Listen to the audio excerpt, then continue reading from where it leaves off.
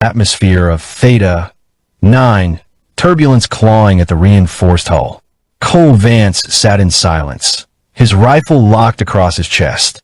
Around him, an elite coalition team from 6 different species checked gear, synced neural interfaces, or murmured in their own dialects. None spoke to him. To them, he was an artifact, an anomaly with no cybernetic augmentation, no artificial intelligence assistant, no grab boots or cloaking mesh. Just a human in old-world armor, relying on muscle memory, breath control, and intuition sharpened by war. Commander Atreya of Inari, a reptilian strategist with bioluminescent scales and 8-fingered hands, moved through the squad, issuing instructions in clipped bursts. Her voice came through Cole's earbud in a filtered version translated for human understanding. Our target is an uplink tower behind the second ridge. The Drakhet are using it to jam orbital reinforcements. We eliminate it, and fleet support returns. Expect heavy resistance. She stopped beside Cole, studying him as if still unsure what role he served. You operate without HUD, she said. It wasn't a question. Don't need it, Cole replied, eyes unmoving from the mission map flickering on the screen. You will, she said. This planet's atmosphere scrambles visual clarity. You'll lose optics within a kilometer. I'll manage. She stared for a moment longer, then moved on. Cole didn't blame her skepticism. He'd reviewed the same terrain overlays and satellite data. Theta 9 was a nightmare. Violent weather patterns, fog banks that nullified thermal scans, foliage that bent light unnaturally. The kind of place where machines failed, where instinct mattered. And it was beautiful in a brutal, untamed way. The dropship hit the landing zone hard, ramp lowering into dense mist. Cole was the last to disembark, every step calculated as he adjusted to the ground's strange elasticity. Alien spores drifted in the air like pollen. The team fanned out, sleek and glowing in their tech-laden armor. Cole crouched beside a moss-covered rock, unlatched his rifle case, and began assembling the long weapon with mechanical precision. Each part clicked into place without a sound. No scope with digital overlay, just a hardened lens calibrated by hand. No targeting AI, just him. A soft rustle behind him made him glance back. It was Tavrik, the Brithari assault specialist, his armor gleaming with bio-shell plating. You planning to fight with that antique? Tavrik rumbled. Cole didn't respond. He simply tightened the bolt and pulled the ghillie mesh over his shoulders, fading into the terrain with disturbing ease. Tavrik scoffed and moved on. The team moved toward the uplink ridge in standard formation. Drakhet scouts had been reported in the area, stealthy, vicious things with 6 limbs and armor that mimicked surrounding textures. No heat signature, no voice sprints. Halfway through the approach, it started. A high-pitched shriek tore through the fog, followed by the sound of pulse fire. Explosions ripped the silence apart. 2 squad members went down instantly, vaporized before they could scream. The remaining soldiers broke into a defensive arc. Ambush! Commander Atreya's voice came sharp through comms. Cole moved without waiting. He broke from the formation, diving into underbrush too thick for the others to navigate. While they fought with enhanced optics and sonic blades, he crawled through roots and mud, disappearing into the world. He found high ground, a broken ridge overlooking the narrow pass where the team had stalled. Below, the fog churned with shadows.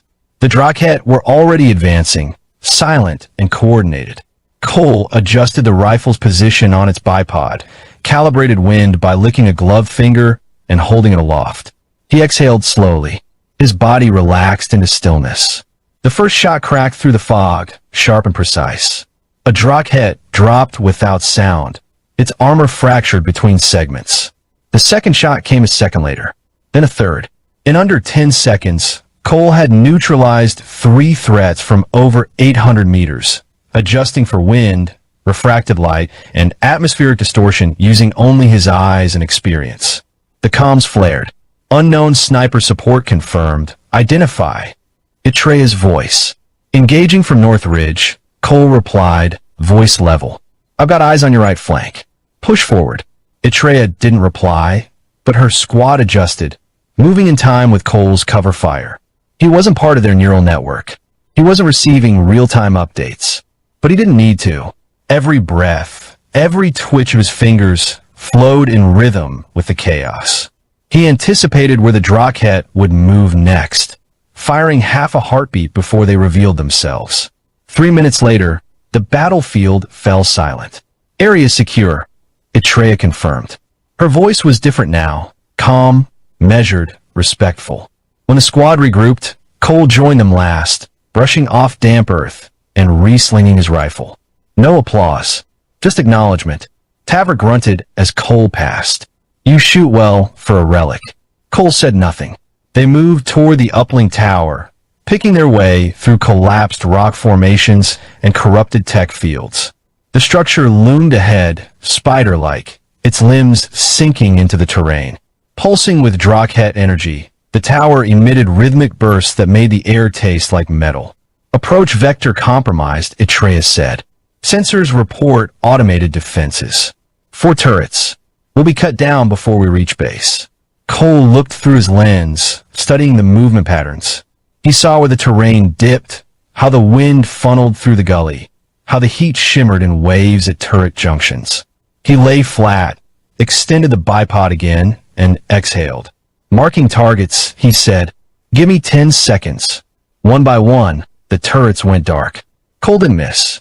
The squad moved in fast, planting EMP charges around the base while Etreya uploaded a virus into the control relay.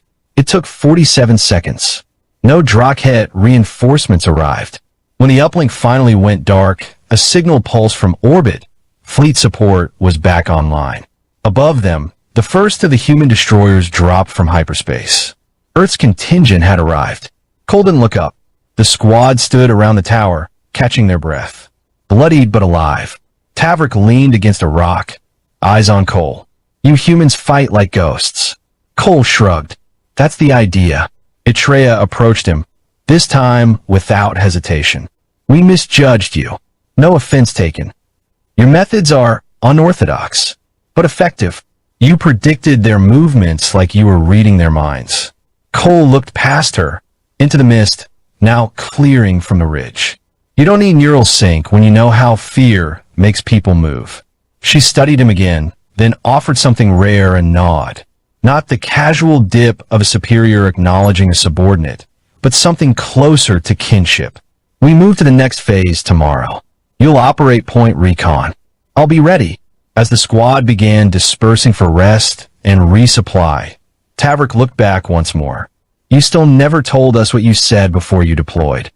Cole slid the bolt on his rifle open, inspecting the chamber. "Didn't say much. Commander said she heard you whisper something before you jumped." Cole paused, then looked up, gaze steady and quiet. "Permission to engage."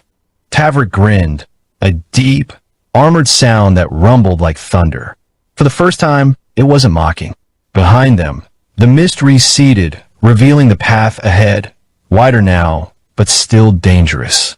The Drakhet were far from finished, but something had shifted.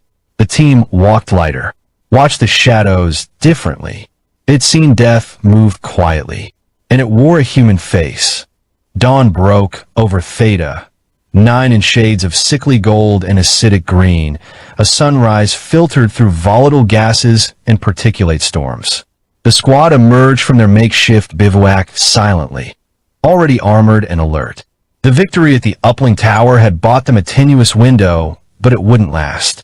Cole Vance knelt beside a collapsed tree, polishing the lens of his scope with the hem of his sleeve.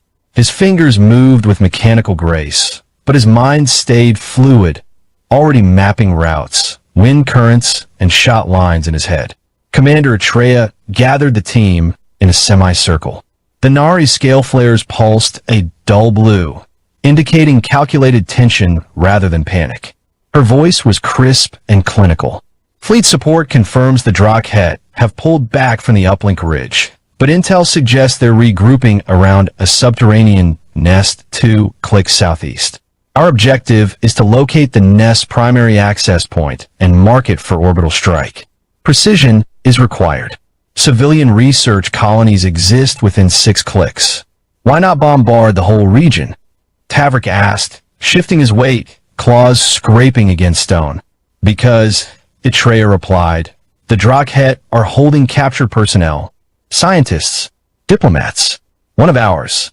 That silenced the squad. No one needed names. Everyone understood the weight of one of ours. Cole didn't speak. He stood, rifle slung across his chest, eyes on the horizon. Rescue wasn't a clean mission. It meant split-second decisions, unpredictable variables, and compromised firing lanes. He preferred control, but war rarely offered it. They moved in a staggered pattern across the terrain, ridge, gully, dry riverbed. The alien jungle grew denser as they approached the coordinates. Strange plants clicked softly when touched. Insects glowed, then vanished. Above them, the air throbbed with the sound of something distant, organic and metallic, hunting in the upper canopy. Cole drifted away from the group without a word. It wasn't disobedience, it was instinct. He saw a raised outcropping ahead, perfect overwatch. While the squad took cover behind a fallen skimmer, he climbed. No powered boots, no cloaking field, just patience and silence. From the ledge, he saw it. The nest entrance was a jagged fissure in the earth, obscured by a camo-shielding mesh that flickered like heat haze. Around it, Drakhet patrols moved in tight, disciplined formations. 30, maybe more. Too many for a clean approach. Worse, there were signs of fortification. Energy pylons, reactive mines, and something new, tall, tripod-like structures pulsing with amber light. He radioed in. Eyes on nest. Heavy guard. Visual confirms possible prisoners. Recommend delay on strike order. Understood, Atreya replied. Do you have shot on any of the emitters? Negative. Line of sight is cluttered. Recommend coordinated advance. I'll provide cover. There was a pause. Approved, she said. You fire first. We move on your signal. Cole adjusted his prone position, grounding himself in the dirt, stabilizing the rifle. He aligned the lens. One breath. Two. Then he squeezed. The first emitter exploded in a blossom of fire and shrapnel. Before the enemy even turned, the second fell. Then the third. In under 10 seconds, the perimeter was disrupted. Confusion rippled through the Drakhet ranks. The squad charged. Cole tracked their movements, firing between gaps, eliminating threats before they flanked his team. He saw Tavrik crush one enemy beneath his bulk. He saw Atreya slice through another with an arc blade that hissed in the mist. But even with their efficiency, the numbers pressed hard. Then Cole saw something unexpected, movement behind the fissure. Not enemy troops. Hostages. 3 figures, unarmed, clearly weakened, were being pulled deeper into the nest by armored Drakhet handlers. One of them stumbled. A human, her face dirt-streaked and hollow-eyed. Cole's breath caught. He recognized her. Dr. Lena Voss, diplomatic xenolinguist, civilian, and his sister's oldest friend. The one who'd convinced him to enlist for this off-world mission when he'd nearly retired. He keyed the channel. Hostiles moving hostages deeper. I'm diverting. You'll break formation, Atreya warned. I know. He slid down from the ridge, disappearing into a side passage veiled by creeper vines. It led into the rock, tight, dark, and sweltering. He moved fast, yet never clumsily, each step measured. Down below, he could hear the Drakhet chittering to one another, their voices like crushed glass. He came out above them, crouched on a ledge inside the cave system, looking down at the captors. They were dragging Lena and the others toward a pod launcher. Escape route or execution device, it wasn't clear. Cole aimed. He took the first shot between the plates of the taller handler's back. It dropped, spasming. The second whirled, hissing, and Cole fired again. Clean. No wasted motion. He leapt down before the echoes faded. The prisoners flinched. Lena, he said. You mobile? She looked up, eyes wide and focused. Cole. He nodded. We're getting you out. She motioned to the others. They can't run fast. One's injured. Doesn't matter. We move now. He led them back through the narrow tunnel, clearing the way with short bursts from his sidearm. He didn't speak again. He didn't need to. When they emerged near the squad's position, the battle had turned. The Drakhet were retreating, scattered by orbital precision strikes and close-quarter resistance. Cole raised a flare and fired it into the air, bright orange. Extraction beacon. Atreya met them near the fallback point. Her eyes flicked from the prisoners to Cole. You left Overwatch. Had to. She said nothing for a beat, then nodded. You made the right call. A new signal cut through the comms. Fleet command. All units. Full retreat confirmed. Enemy forces dispersing. Mission successful. Prepare for evac.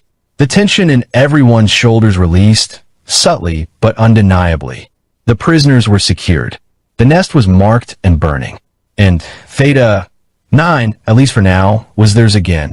As the extraction shuttle hovered into view, kicking up dust and debris, Lena turned to Cole. I thought you were done with all this. I was. Then why? He looked at the rifle in his hands, then at the team, bloodied, breathing, still intact. Because sometimes they send the wrong people to die. She didn't press. She knew better. Tavrik clapped him on the shoulder as they boarded.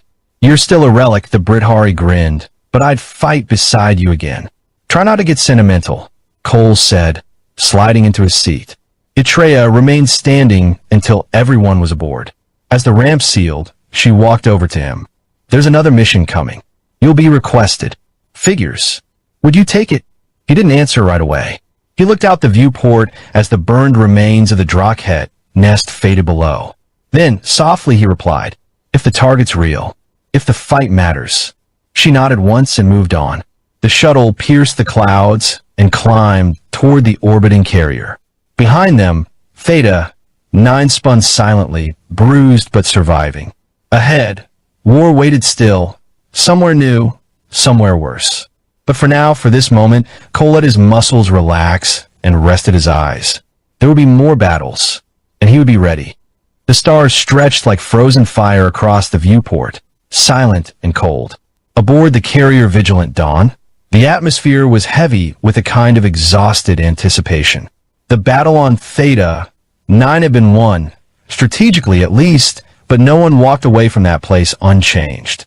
Cole Vance stood near the observation deck, arms crossed over his chest, watching as the planet shrank behind him. He had not spoken much since extraction. No debrief, no celebration. The mission was over, but the war remained. Behind him, soft steps approached. It was Commander Atreya. She stopped a few paces away, her luminescent scales dimmed to a somber gray-blue, signaling quiet introspection among her kind. I expected you to disappear after the evac, she said. I thought about it, Cole replied. Didn't. He didn't elaborate, and she didn't ask. We received an encrypted communique, she said. Classified, level 9. Earth Command flagged it for your eyes only. Cole turned slightly, brows knitting. Why would Earth Command send anything to me? Because you're the only human who's ever neutralized a Drakhet Prime operative with no AI support, no drone relay, and no backup plan. You're not just a soldier anymore. You're an asset. Cole shook his head. I'm a liability. That's why they benched me 2 years ago. They benched a man who didn't play by protocols. Not one who saved fleets. He didn't respond. Atreya handed him a small hollow slate, its blue light flickering against his palm. Read it, she said. Then come to the mission hall. Fleet Command's assembling a joint task force. Multi-species. High risk. Voluntary. Cole nodded, though he already knew he would go. He waited until Atreya was gone before activating the slate. The message was brief and brutal. A hidden Drakhet enclave had been discovered. Not a war camp, something worse. A communications spire buried on a dead moon outside charted space. A relay hub for cross-galactic transmissions, encoded in frequencies older than most known civilizations. It wasn't just a nest. It was a call, and someone, or something, was answering. Cole set the slate down gently and rubbed a hand across his jaw. His thoughts returned to the image of Lena Voss, hollow-eyed and shackled in Theta 9's tunnels, to Tavrik's cracked armor, to the way Atreya had stood beside him when the flames rolled over the enemy's fortress. There were still prisoners out there, still signals being sent. And if what the slate said was true, the Drakhet weren't the apex of this war. They were just the opening act. In the mission hall, the air vibrated with low conversations and the quiet murmur of alien translators. Representatives from 5 factions stood around a central table. Each wore the mark of survival, not rank. Burned armor, sealed wounds, weathered eyes. Atreya stood near the front, flanked by Tavrik and 2 of the survivors from the Theta 9 squad. She caught Cole's eye and motioned him forward. No words, just a gesture. He stepped into the circle as the main display lit up, showing the dead moon, gray, cratered, dotted with strange structures that pulsed in slow intervals, like a machine trying to breathe. The briefing officer, a thin, cybernetically augmented human named Karan, spoke with detached efficiency. The Drakhet have used this location for over a decade. We previously believed it was a defunct mining colony. We were wrong. Data flickered, power signatures, heat maps, images of Drakhet workers assembling antenna-like constructs with chitinous limbs and bleeding metal. We intercepted a transmission last week. Repeating sequence. Binary. But deeper analysis shows it's layered. There are quantum echoes buried in the signal. And they're not Drakhet origin. Silence fell. Cole asked the question everyone was thinking. Then who are they calling? Karan's synthetic eye glowed faint red. That's what we intend to find out. Before they get a response. The plan was brutal in its simplicity. A small infiltration team. In and out. Plant surveillance nodes. Disrupt the signal. And retreat before triggering full retaliation. No orbital strike. No fleet. Stealth was paramount. Cole didn't hesitate. I'm in. Atreya nodded, unsurprised. Tavrik cracked his neck with a grin. Good. Would have been boring without you. The next 3 days were spent in silence and preparation. Cole rebuilt his rifle from scratch, swapping components by feel rather than spec. He adjusted his ghillie mesh to match the basalt terrain of the moon. And for the first time since Theta 9, he activated a recording module, a private log he hadn't used in years. Cole Vance, designation null. Volunteering for classified op, Echo Spire. No illusions. No backup. If this gets out, it won't be a war. It'll be extinction. If you're hearing this, I didn't make it. If I come back, it won't be as the same man. He closed the log. No dramatics. Just honesty. The mission drop was silent. No comms chatter. Just the crunch of boots on dead rock as the infiltration team fanned out. Cole took point, moving like smoke across the lunar surface. No air. No wind. Just the heartbeat of the spire pulsing like a drumbeat in the void. As they approached, the scale of the structure came into view. Hundreds of meters tall, ribbed with bone-like supports, and humming with unnatural energy. Not built. Grown. Cole scoped the perimeter, tagging patrols and identifying blind spots. The Drakhet here were different, taller, paler, and strangely reverent. They knelt in groups, facing the spire, motionless for hours. Not worshipping, listening. The team moved inside. No alarms triggered. No defense systems activated. The spire welcomed them like it expected them. Inside, Cole found a chamber unlike anything he had seen.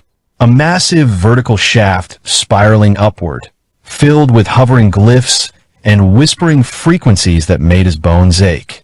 He placed a node near the center. Then he heard it, not in his ears, in his mind. A voice, not words, more like an emotion shaped into sound. Cold, curious, ancient. We see you. He staggered back. The glyphs pulsed red. The Drakhet began to stir. Their trance broken. We're compromised. Atreya said sharply over the internal channel. Fall back. But Cole didn't move. He was staring at a shape rising from the center of the spire. Amorphous, translucent, vibrating in and out of physical space. Not Drakhet. Something older. The voice came again. Louder. You're not ready. But you will be. The chamber buckled. Tavrik grabbed Cole by the shoulder and yanked him out. They ran through the twisting corridors, now lit by flickering amber lights. Sirens wailed. Walls shifted, but they made it out. As the shuttle detached from the moon's gravity, Cole watched the spire recede into the darkness. The signal had been disrupted. The mission was a success, but the call had gone out, and it had been heard.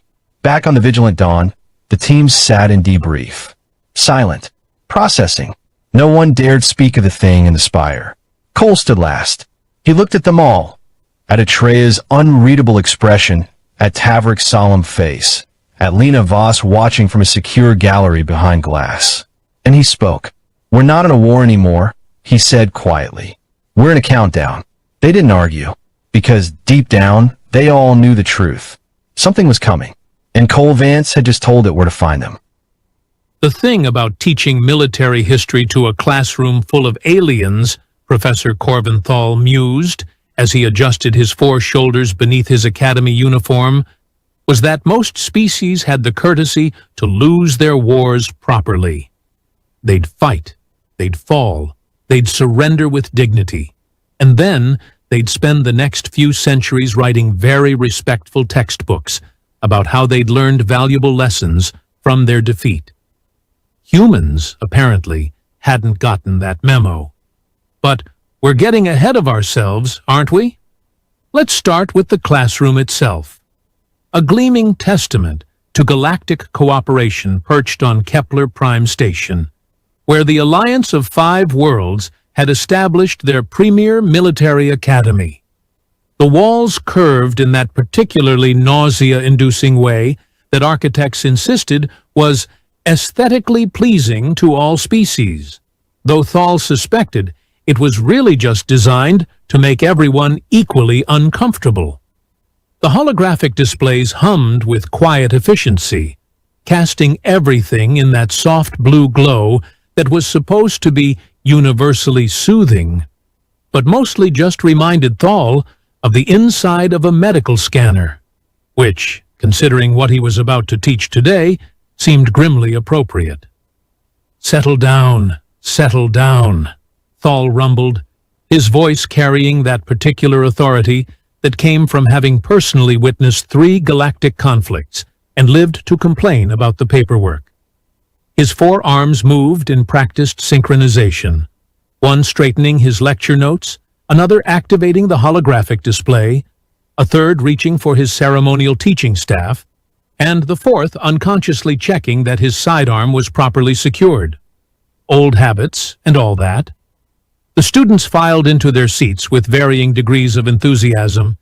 There was Brix Moulton, the crystalline being from the Helix Collective, whose geometric form caught the light in patterns that would have been beautiful if you could forget they were looking at you with about 30 different eyes. Brix preferred non-binary pronouns, which Thal had memorized after the 3rd formal complaint, settled into their specially designed mounting bracket with the soft chiming sound that meant they were either content or plotting revolution. With the Helix Collective, it was often hard to tell the difference. Near the back, Garen Stokes coiled his serpentine lower body around one of the adjustable seats, his scaled hands already taking notes in that meticulous way that made Thal slightly nervous. The Saurian Republic produced excellent military historians, which meant they also produced excellent military strategists, which meant Thal always felt like he was being quietly evaluated whenever Garen was in class. It was probably true. Floating near the ceiling because apparently sitting was too confining for her gaseous matrix, Nemi Cloudfall drifted in lazy patterns, her ethereal form shifting between translucent blue and worried purple. The color changes were involuntary, which made her terrible at poker, but excellent at diplomacy. You always knew where you stood with Nemi, even if where you stood was occasionally 20 feet above the floor. And then there was Emma Blake. Now, Emma was what you might charitably call unremarkable, if you were the sort of person who thought a perfectly controlled smile and eyes that seemed to catalog everything they saw were unremarkable. She sat in the 3rd row, just left of center, with the kind of posture that suggested military training, but not the kind that advertised it. Her notebook was paper, actual, honest-to-entropy paper, which was either charmingly primitive or deeply suspicious, depending on your perspective. Thal had been leaning toward charmingly primitive until he'd noticed that Emma never seemed surprised by anything he taught. Not shocked, not outraged, not even particularly interested. Just aware. Like she was checking his work against some internal reference she kept filed away behind that pleasant, forgettable face. It was unsettling. But today, Thal told himself as he activated the main holographic display, today he was going to teach a lesson that would wipe that knowing look right off the little human's face.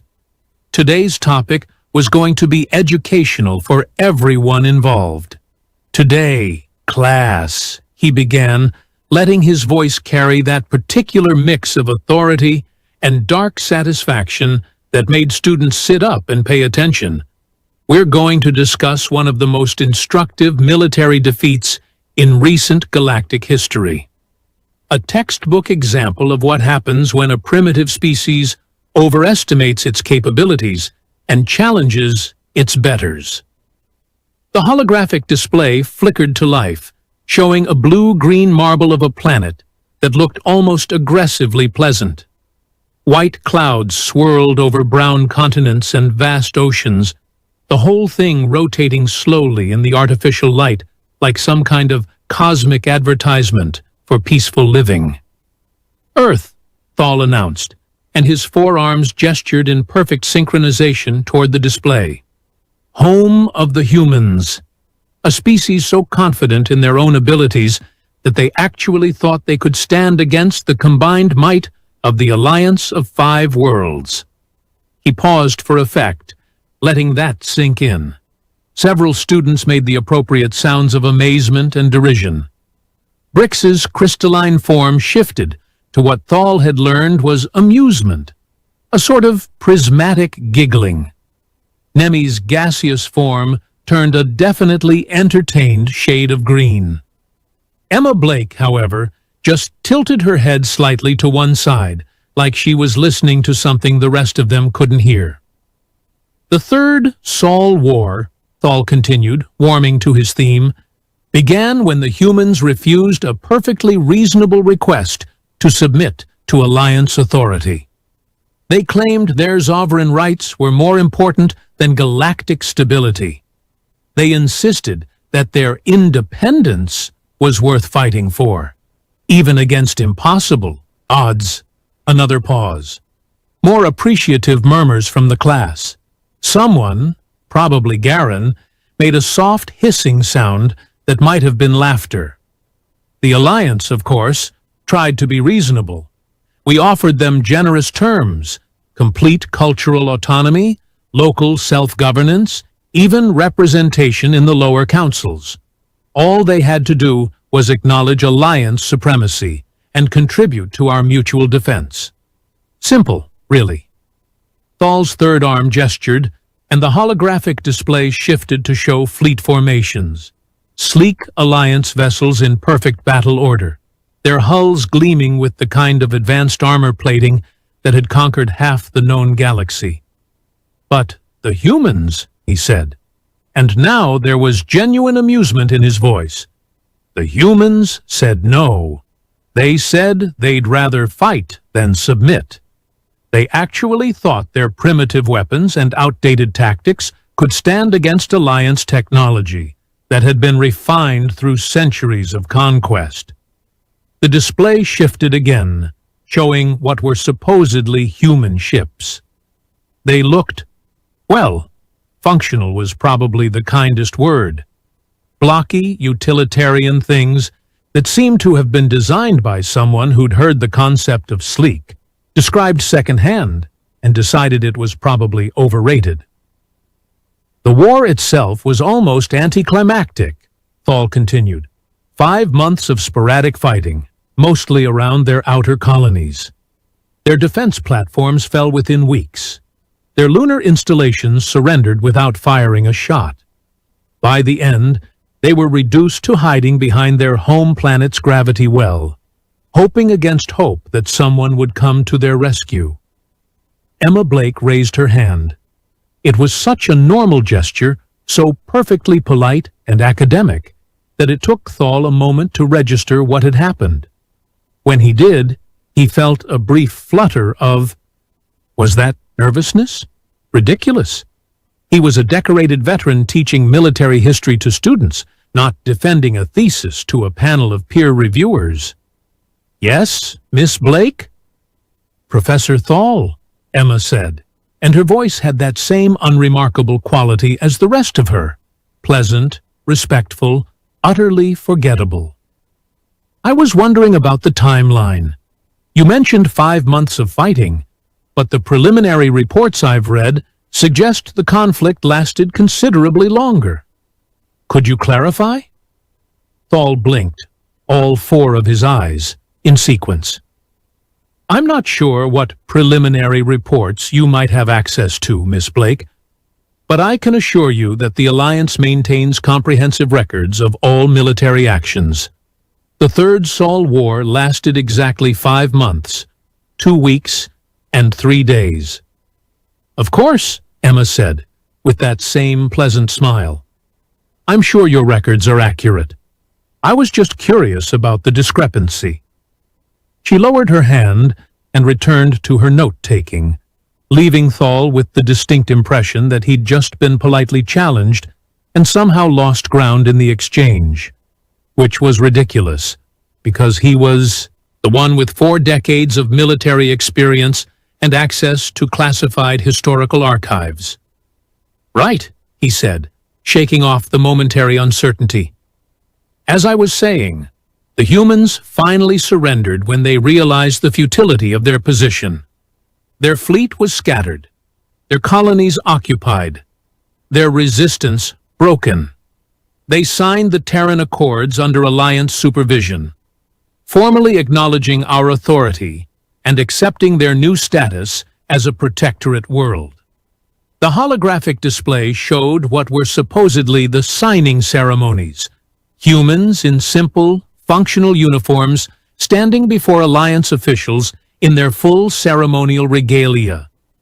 The humans looked appropriately defeated, their heads bowed, their signatures reluctant, but resigned. The most instructive part of this conflict, Thal continued, hitting his stride again, was how completely the humans misunderstood the nature of modern warfare. They still thought in terms of individual ship-to-ship combat, as if this were some primitive age when battles were decided by who had the biggest guns and the most courage. Bricks chimed softly, a sound that indicated interest. "What was their technological disadvantage, Professor?" Thal's second arm gestured toward a new set of displays showing comparative weapon specifications. Essentially everything. Their energy weapons were at least 2 generations behind Alliance standard. Their armor plating was barely adequate for civilian use, let alone military engagement. Their ships were slow, clumsy, and completely outmatched by Alliance technology. And yet, Nemi's ethereal voice drifted down from near the ceiling. They chose to fight anyway. Exactly. Thal's enthusiasm was genuine now. A perfect example of how species pride can override rational strategic thinking. The humans actually believed that their fighting spirit could overcome technological superiority. It's almost tragically naive. Emma raised her hand again. This time Thal hesitated for just a moment before acknowledging her. "Yes?" "I'm sorry to keep interrupting," Emma said, and she really did sound apologetic. "But I'm having trouble understanding the orbital mechanics of the conflict. If Earth's defense platforms were destroyed so quickly, how did the Alliance maintain their fleet positions? Wouldn't the debris fields have complicated their approach vectors?" Thal stared at her. It was such a technical question, so specific and detailed, that it took him completely off guard. Most students, when they asked questions at all, wanted to know about casualty figures or dramatic battle moments. They didn't ask about debris fields and approach vectors. The Alliance fleet used standard evasion protocols, he said, aware that his answer sounded less confident than he'd intended. Debris management is a routine part of any orbital engagement. Of course, Emma agreed. It's just that managing debris fields while maintaining effective firing solutions requires quite a bit of computational power. I was wondering if the Alliance records mention any difficulties with targeting systems or maneuvering restrictions. The classroom had gone very quiet. Thal realized that everyone was looking at him, waiting for his response to what should have been a simple question about military logistics. The problem was, he didn't actually know the answer. The historical records he'd been teaching from didn't go into that level of tactical detail. "Miss Blake," he said, and heard his voice take on that slightly stiff tone that meant he was feeling defensive. "I appreciate your interest in the technical aspects of the conflict, but I think we should focus on the broader strategic lessons. The specific details of debris management are peripheral to our purposes here." Emma nodded agreeably. "You're absolutely right, Professor. I apologize for getting bogged down in the details." But something in her tone, perfectly respectful, completely deferential, made Thal feel like he'd just walked into a trap he didn't even know was there. Emma Blake had backed down from her question so quickly and politely that it felt less like surrender and more like someone deciding to save their ammunition for a better target. The rest of the class period proceeded normally. Thal covered the aftermath of the conflict, the terms of Earth's surrender, and the establishment of Alliance monitoring stations throughout the Sol system. The students took notes, asked appropriate questions about historical precedents and strategic implications, and generally behaved like the eager military academy pupils they were supposed to be. Emma Blake said nothing else for the rest of the period. She just sat there, taking notes on her anachronistic paper with an old-fashioned pen, occasionally glancing up at the holographic displays with that same mild, cataloging expression. But when the class ended and the students began filing out, Thal noticed something that made his primary stomach clench, with what might have been apprehension. Emma was still writing, her pen moving steadily across the paper, even though the lecture had ended, and there was nothing left to record. Unless, of course, she was writing down her own thoughts about what she'd just heard.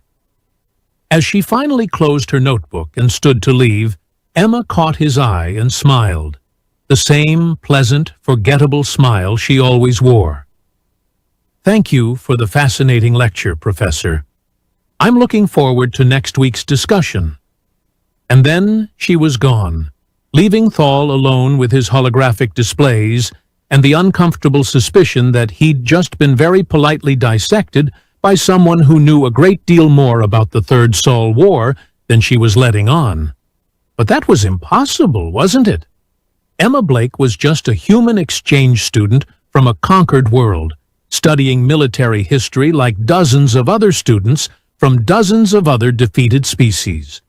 She couldn't possibly know more about the conflict than Alliance historical records contained. Could she? Thal began shutting down his displays, telling himself that he was being paranoid. Just because Emma asked unusually detailed questions didn't mean she had access to classified information. Just because she seemed unsurprised by everything he taught didn't mean she already knew the material.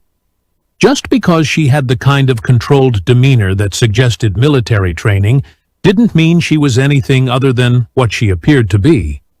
But as he gathered his teaching materials and prepared to leave the classroom, Thal found himself wondering about something Emma had said. She'd mentioned preliminary reports about the war's duration, then backed down when challenged. But what if she hadn't been backing down at all? What if she'd been testing his knowledge against something else? Some other source of information that contradicted the official Alliance version of events? It was a disturbing thought. Disturbing enough that Thal decided he might need to do some additional research before next week's class, just to be thorough, just to make sure his facts were completely accurate. After all, there was nothing worse than being wrong in front of students. especially students who might already know you were wrong before you even opened your mouth. The following week arrived with all the inevitability of a tactical missile, and Professor Corvin Thal found himself standing before his holographic displays with what could generously be called confidence, and more accurately be described as stubborn denial. He'd spent the intervening days doing research, extensive research, the kind of research that involved pulling files he hadn't looked at in years and cross-referencing battle reports until his eyes ached and his fourth arm had developed a stress tremor from too much datapad manipulation. What he'd found had been reassuring. Mostly. The Alliance records were consistent, detailed, and absolutely clear about the outcome of the Third Sol War. Earth had lost. Decisively. End of discussion. So why did he feel like he was about to step into a minefield?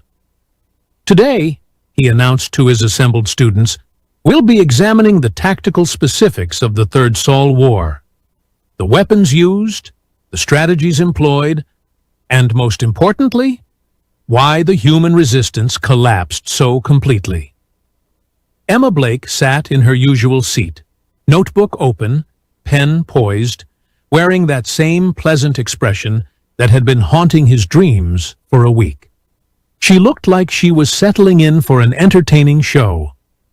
The Alliance fleet, Thal continued, activating the holographic display, consisted of 238 vessels of various classes.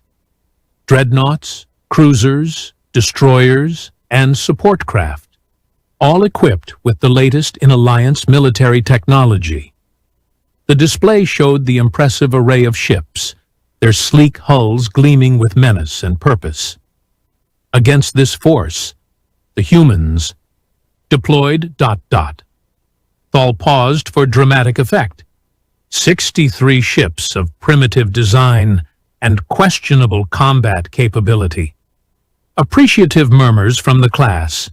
Even Nemi's gaseous form shifted to an amused shade of orange. The engagement began at the edge of their solar system, Thal continued, where human forces attempted to establish a defensive perimeter. Their tactics were, well, quaint might be the diplomatic term. He gestured, and the display shifted to show fleet positions. They actually tried to form a battle line, as if this were some ancient naval engagement fought with cannon and gunpowder, against Alliance ships capable of three-dimensional maneuvering and coordinated targeting solutions. Garen's scaled head tilted thoughtfully. What was their casualty ratio? Devastating, Thal replied with satisfaction. In the first engagement alone, they lost 18 ships to our 3. Emma's pen stopped moving. It was such a small thing, so insignificant that anyone else might have missed it entirely. But Thal had been watching for exactly that kind of reaction, and the moment Emma Blake's pen went still on her paper, he knew he had her attention. Of course, he continued, the humans claimed those losses were part of some larger strategy, but that was obviously face-saving propaganda.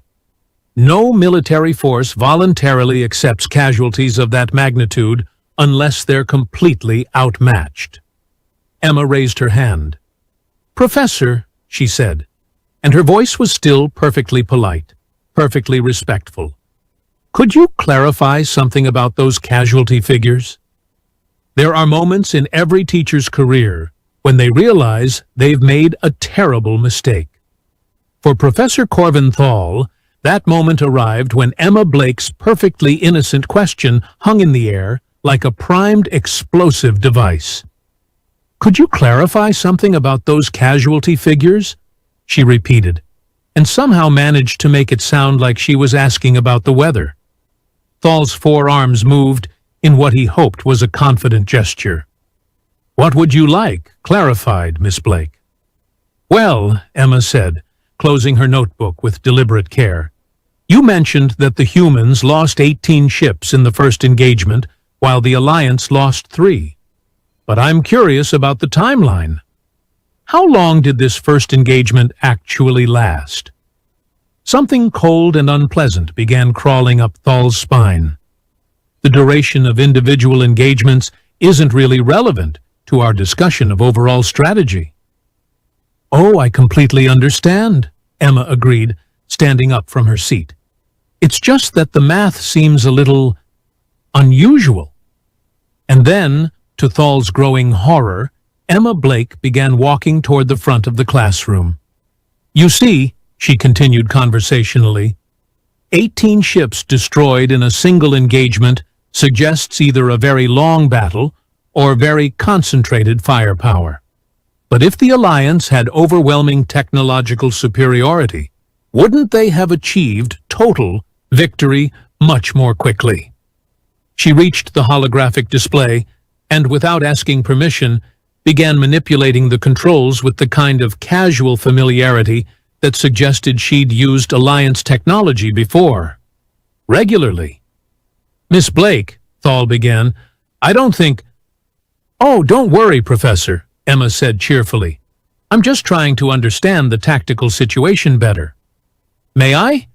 It wasn't really a question. The holographic display had already shifted under her touch, showing detailed fleet positions and engagement vectors that Thal was certain hadn't been in his original presentation files.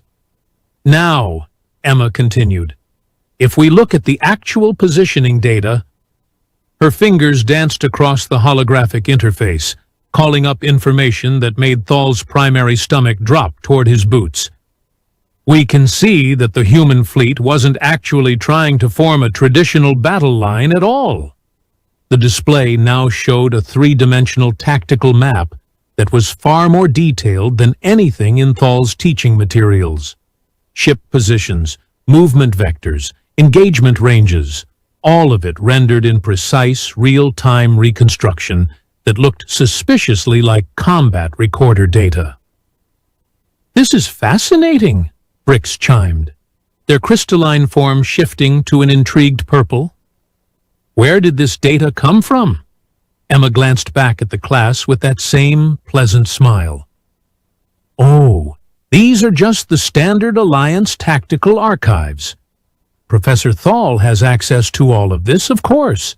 Don't you, Professor? Thal opened his mouth, then closed it again. He did have access to the tactical archives, technically, but accessing them required security clearances he'd never bothered to maintain, and most of the detailed engagement data was classified at levels far above what was necessary for teaching basic military history. The interesting thing, Emma continued, turning back to the display, is what happens when you overlay the timeline data with the casualty reports. She gestured, and the holographic battlefield began moving, showing the engagement in real-time acceleration. Thal watched with growing dread as the human ships moved in patterns that definitely weren't the primitive tactics he'd been describing. You see, Emma explained to the now fascinated class, those 18 human ships weren't destroyed in a chaotic melee. They were destroyed in exactly 132 minutes, in a very specific sequence, while maintaining perfect formation discipline. The display showed it clearly now. Human ships dying in careful order, their formations never breaking, their remaining vessels continuing to execute complex maneuvers even as their companions were destroyed around them.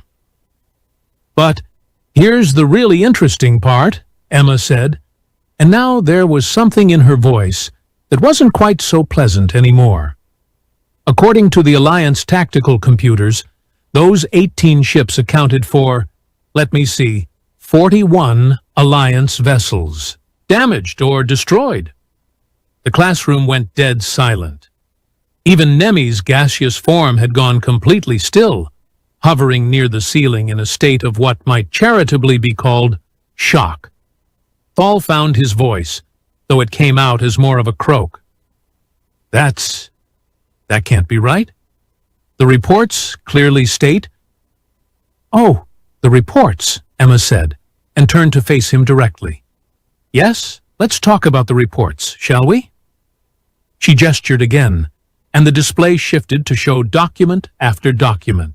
Official alliance communications, battle summaries, casualty lists, strategic assessments. All of them bearing the seals and signatures of Alliance High Command. The reports that you've been teaching from, Emma continued, are actually quite interesting documents. Beautifully written, very detailed, extremely consistent. There's just one small problem with them. Another gesture. The documents began highlighting specific sections, cross-referencing timestamps, showing communication pathways between Alliance commanders. They were never meant to be historical records, Emma said. They were propaganda pieces, designed to be intercepted by human intelligence services. The Alliance wanted Earth to believe they were winning, right up until the very end. Garen's serpentine form had gone absolutely rigid. Are you suggesting that the Alliance falsified their own records? Emma turned toward him, and for the first time since Thal had known her, her expression was something other than pleasantly unremarkable. It was sharp, predatory, and absolutely confident. I'm not suggesting anything, she said. I'm stating facts based on the actual tactical data stored in Alliance archives. Would you like to see what really happened during the Third Sol War? Without waiting for an answer, she gestured, and the entire holographic display changed. Gone were the neat formations and simple casualty figures Thal had been teaching. In their place was a tactical nightmare. Alliance fleets scattered and broken, human ships moving in impossible patterns, engagement after engagement showing the same devastating pattern of Alliance losses. The Third Sol War, Emma said, her voice now carrying the kind of authority that came from actual combat experience, lasted 8 months, 2 weeks, and 5 days. The Alliance committed 412 vessels to the conflict, not 238. Of those, 396 were either destroyed or damaged beyond repair. The display showed it all. Broken Alliance ships, scattered debris fields, desperate retreat patterns that looked nothing like the victorious advance Thal had been describing. The humans, Emma continued relentlessly, lost a total of 23 vessels, not 18 in the first engagement, 23 in the entire war. Thal felt himself sinking into his chair, all 4 of his arms hanging limply at his sides. But the surrender documents, the Terran Accords. Emma's smile returned, but now it was sharp enough to cut steel. Oh yes, the surrender documents. Those are quite real. Would you like to know who signed them? She gestured one final time, and the holographic display showed the signing ceremony that Thal had been using to illustrate human defeat. But now, with the full tactical data available, the context was impossible to ignore. The figures in the simple, functional uniforms weren't humans accepting defeat. They were Alliance commanders surrendering to human forces, their formal regalia stripped away, their heads bowed in acknowledgement of absolute crushing defeat. The Alliance of 5 Worlds, Emma said quietly, surrendered unconditionally to Earth forces on the 253rd day of the war. The Terran Accords weren't terms of human submission. They were terms of Alliance capitulation. The silence that followed Emma's revelation was the kind of absolute quiet that usually preceded either enlightenment or mass panic. In a classroom full of military academy students representing various species who had all been taught that the Alliance of 5 Worlds was the supreme galactic power, it was definitely leaning toward the panic side of things. Professor Corvin Thal sat behind his desk, all 4 of his arms now trembling slightly, staring at holographic displays that showed his entire career had been built on a lie. Not just any lie, but the kind of comprehensive, multi-layered deception that required decades of coordination and the cooperation of entire governments. "This is impossible," he whispered, and his voice carried the kind of desperate hope that suggested he knew perfectly well it wasn't impossible at all. Emma Blake turned away from the holographic display, her hands clasped behind her back, in a posture that any military observer would recognize as parade rest.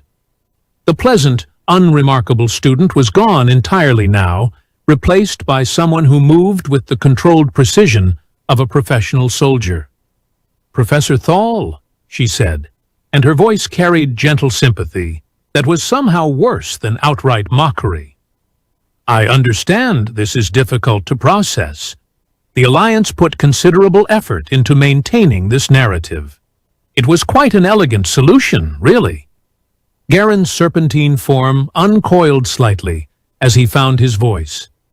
"Solution to what?" Emma glanced at him, then back at the tactical displays still showing the true scope of Alliance defeat. "To the problem of losing a war so completely that it threatened the entire structure of galactic politics." She gestured, and the display shifted again, showing star charts and political boundaries that Thal recognized as current galactic maps. "You see, the Alliance of 5 worlds built their entire civilization on the premise of technological and military superiority. They were the advanced species, the natural leaders, the ones destined to guide lesser civilizations toward enlightenment." Brix's crystalline form shifted through several colors before settling on a worried amber. "And then they encountered humans." "And then they encountered humans," Emma agreed, "a species that had developed entirely outside Alliance influence, with technologies and tactics that the Alliance had never seen before. The humans weren't just primitive barbarians who needed guidance. They were a completely independent civilization that had reached equivalent technological development through entirely different methods. The holographic display now showed human ship designs in detail, those same blocky utilitarian vessels that Thal had dismissed as primitive. But with the full technical specifications visible, they looked anything but outdated. The Alliance made the classic mistake of assuming that unfamiliar meant inferior, Emma continued. Human ships looked primitive because they were designed for different tactical doctrines. Human weapons seemed weak because they operated on principles the Alliance had never encountered. Human strategies appeared chaotic because they didn't follow Alliance military theory. Nemi's gaseous form drifted lower, her voice carrying genuine confusion.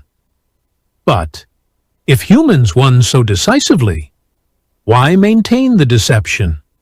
Why not simply announce their victory? Emma smiled, and for the first time since her transformation from pleasant student to military analyst, there was genuine warmth in the expression. Because, Nemi, humans are probably the most diplomatically ruthless species in the known galaxy. They understood something the Alliance never did. That total victory can be more damaging than strategic defeat. She gestured again, and the display shifted to show political and economic data spanning the decades since the war. If humans had announced their victory, what would have happened? The Alliance would have collapsed, their client species would have rebelled, and the entire galactic political structure would have descended into chaos. Billions of beings would have suffered. The implications hung in the air like a tactical nuclear device. Thal felt his worldview crumbling in real time as he processed what Emma was telling them. So instead, Emma continued, humans offered the Alliance a deal. They would maintain the fiction that the Alliance had won, allow the existing political structure to continue, and even provide covert support to maintain stability. In exchange, the Alliance would agree to certain modifications to their policies. Garen's scaled head tilted thoughtfully. What kind of modifications? The kind that have been happening gradually over the past 30 years, Emma replied. Increased rights for client species, more representative government, reduced military aggression, peaceful resolution of territorial disputes. All the things that humans wanted in the first place, achieved through political pressure rather than military conquest. The holographic display now showed a timeline of alliance policy changes, and Thal recognized them all. Reforms he'd attributed to enlightened alliance leadership, progressive thinking, and natural political evolution. But seeing them laid out in sequence, following immediately after the Third Sol War, the pattern was unmistakable. Humans, Emma said, got everything they wanted from the war without having to occupy a single alliance world or garrison a single alliance station. They achieved total strategic victory while allowing their former enemies to maintain their dignity and their civilization. Bricks chimed softly, a sound of dawning comprehension. The exchange student programs are one small part of a much larger intelligence operation, Emma confirmed. Humans have been quietly monitoring alliance compliance with their agreements for 3 decades. Students, cultural attachés, trade representatives, diplomatic observers, all of them reporting back to Earth about how well the alliance is adapting to their new reality. She turned to face Professor Thal directly, and her expression was almost apologetic. I'm sorry, Professor. I really didn't intend for this to happen. Your lectures have been quite entertaining, and under normal circumstances, I would have been content to sit quietly and take notes on Alliance historical revisionism. Thal found his voice, though it came out as barely more than a whisper. Then why? Because you asked the class to read the last page, Emma said simply, and I thought you might actually want to know what it said. She gestured one final time, and the holographic display showed a single document. The real Terran Accords, not the propaganda version Thal had been teaching from. The terms were clearly visible, written in formal diplomatic language that was nevertheless impossible to misunderstand. The Alliance of 5 Worlds acknowledged Earth as a sovereign and independent civilization. They agreed to cease all aggressive actions against human colonies and shipping. They accepted human observers in Alliance government and military institutions. They committed to gradual political reforms designed to increase representation and reduce authoritarian control. And at the bottom of the document, in a section that made Thal's primary stomach clench with something approaching nausea, was a clause that spelled out the consequences of violating the agreement. If the Alliance ever returned to their pre-war policies, or if they ever revealed the true outcome of the Third Sol War without human permission, Earth reserved the right to resume hostilities. The casual confidence of that clause was perhaps more terrifying than anything else in the document. It wasn't a threat or a bluff. It was simply a statement of fact, written by people who had already proven exactly what they were capable of. The beautiful thing about this arrangement, Emma said, closing the holographic display and returning to her seat, is that it's actually been beneficial for everyone involved. The Alliance has become a more just and representative government. Their client species enjoy greater freedom and autonomy. Regional conflicts have decreased significantly, and humans get to continue their own development without interference. She picked up her notebook and pen, returning to her role as a pleasant, unremarkable student with an ease that was almost more unsettling than her previous demonstration of authority. Of course, she added conversationally, this is all theoretical discussion based on historical analysis. I'm sure the real events were much more complex and nuanced than any simple narrative could capture. Thal stared at her, recognition finally dawning with the force of a tactical revelation. You're not just any exchange student, are you? Emma's smile was pleasantly mysterious. I'm Emma Blake, daughter of Admiral Catherine Blake, Earth Fleet Strategic Command. My mother was the tactical officer who planned the human victory at the Battle of Kepler Station, the engagement you've been describing as an Alliance triumph. The classroom remained silent for a long moment, everyone processing the implications of having spent weeks being taught military history by someone whose family had actually made that history. "Will you be reporting on today's discussion?" Thal asked, and was surprised to find that he was more curious than afraid. "Oh, absolutely," Emma replied cheerfully. Earth Command is always interested in how well Alliance educational institutions are adapting to post-war realities. Today's class will make for quite an interesting report. She paused, then added with that same pleasant smile, "I do hope you'll consider updating your curriculum, Professor. After all, there's nothing more educational than learning what actually happened." As the other students began filing out of the classroom, most of them still in various states of shock, Emma gathered her things and prepared to leave. But at the door, she turned back to address the room one final time. "Oh, and class? Next week's assignment is to research the peaceful resolution of the Centauri border dispute. I think you'll find the real story quite illuminating." And then she was gone, leaving Professor Corvin Thal alone with his holographic displays and the dawning realization that everything he thought he knew about galactic politics had just been turned completely upside down. But perhaps most unsettling of all was the growing suspicion that Emma Blake's casual mention of other defeated species hadn't been casual at all. If humans had managed to rewrite the outcome of their own war so completely, what other historical facts might be equally fictional? It was, Thal reflected, as he began shutting down his classroom systems, going to be a very interesting semester indeed. But as his four hands moved through the familiar motions of powering down holographic displays and securing classified teaching materials, a new thought occurred to him. Emma Blake had mentioned other defeated species with the same casual confidence she'd used to dismantle 30 years of Alliance historical narrative. Which meant, Professor? Thal's head snapped up to find Garen Stokes still in the classroom, his serpentine form coiled in what the Saurian Republic considered a position of respectful inquiry. The scaled being's eyes held an expression that Thal was beginning to recognize as the look of someone whose entire worldview had just been fundamentally challenged. "Yes, Garen?"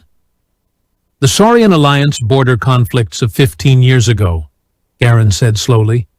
"The ones where my people graciously accepted Alliance mediation and territorial concessions?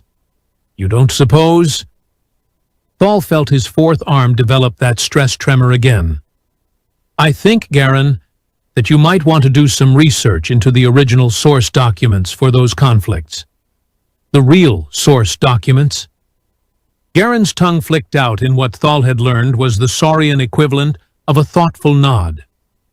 "And the Helix Collective's voluntary integration into Alliance economic systems?" From her position near the ceiling, Nemi's gaseous form had shifted to a deep, contemplative blue. "The records always seemed incomplete, convenient, as if important details had been deliberately omitted."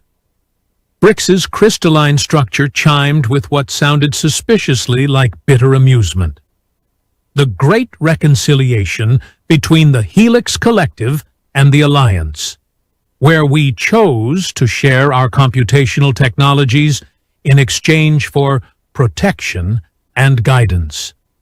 I always wondered why our military advisors seemed so confident that resistance would be futile." The pieces were falling into place with the horrible inevitability of a tactical prediction algorithm. Thal looked around his classroom, at students representing species that had all, according to Alliance records, been peacefully integrated into the galactic community through diplomacy, negotiation, and the enlightened leadership of Alliance officials.